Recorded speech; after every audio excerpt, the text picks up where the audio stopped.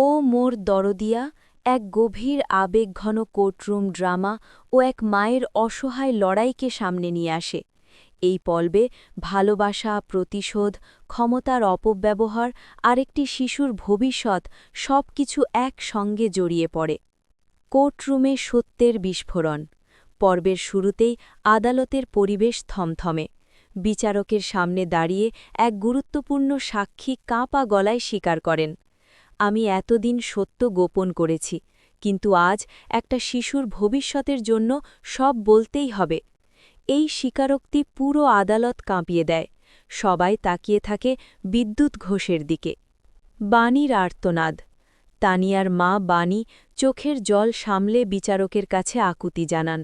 গর্ভাবস্থায় তার ওপর অত্যাচার, শারীরিক ও মানসিক নির্যাতন, তানিয়ার সামনে অপমান।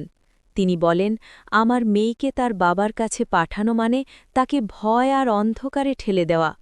আদালত নিস্তব্ধ হয়ে যায়।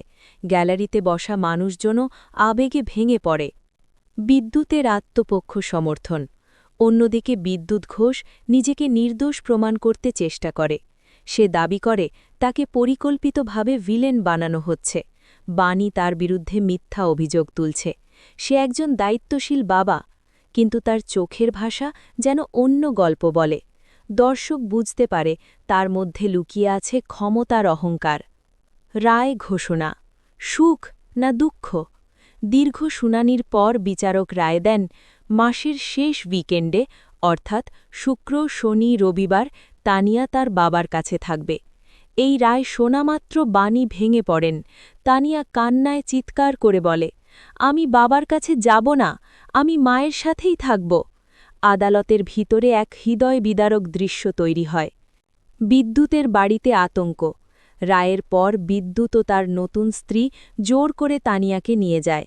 তারা খেলনা, চকলেট, আইসক্রিম দিয়ে মন বোলানোর চেষ্টা করে, কিন্তু তানিয়া স্পষ্ট বলে, তোমরা রাক্ষস, আমাকে মায়ের কাছে নিয়ে চলো। এই সংলাপ দর্শকের হৃদয় কাঁপিয়ে দেয়। বিদ্যুৎ রাগে তানিয়াকে একটি ঘরে আটকে রাখে। ভয়ে তানিয়া খাওয়া দাওয়া বন্ধ করে দেয়। তার ছোট্ট কণ্ঠে শুধু একটা কথা, মা, মা, আমাকে নিয়ে যাও। দরজার ওপারে এক মায়ের কান্না। বাণী ও তানিয়ার দাদু দিদা বিদ্যুতের বাড়ির সামনে গিয়ে দরজা খোলার অনুরোধ করেন। বাণী অসুস্থ হয়ে পড়ে, তবুও বলেন, একবার, শুধু একবার আমার মেয়েকে দেখতে দাও। ভিতর থেকে কোনো সাড়া মেলে না। ক্যামেরা জুম করে বন্ধ দরজার দিকে। বাইরে আর্তনাদ, ভিতরে নিস্তব্ধতা। পর্বের শেষ দৃশ্য। পর্বটি শেষ হয় এক টান টান উত্তেজনায়। তানিয়া ঘরের ভিতরে অন্ধকারে বসে কাঁদছে। বাইরে বাণীর কান্না। বিদ্যুতের চোখে অদ্ভুত এক কঠোরতা। দর্শকের মনে প্রশ্ন জাগে, বিদ্যুৎ কি সত্যিই বদলাবে? তানিয়ার ভবিষ্যৎ কি নিরাপদ? বাণী কি আইনি লড়াই চালিয়ে যাবে?